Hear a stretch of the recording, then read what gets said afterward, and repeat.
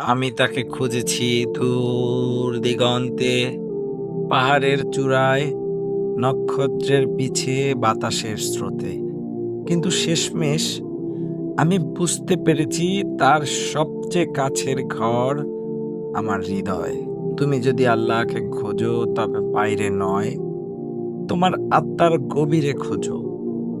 কারণ তিনিই তো তোমার নিঃশ্বাসে আছেন, তোমার প্রতিটি চিন্তায় আছেন। তুমি যখন কাঁদো তার দরবারে পৌঁছে যায় সেই কান্না।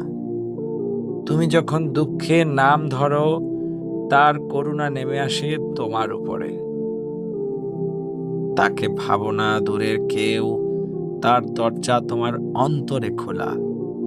তিনি বলেন, আমি তোমার চাইতেও তোমার নিকটে। তার ভালোবাসা সীমানাহীন, তার করুণা অন্তহীন।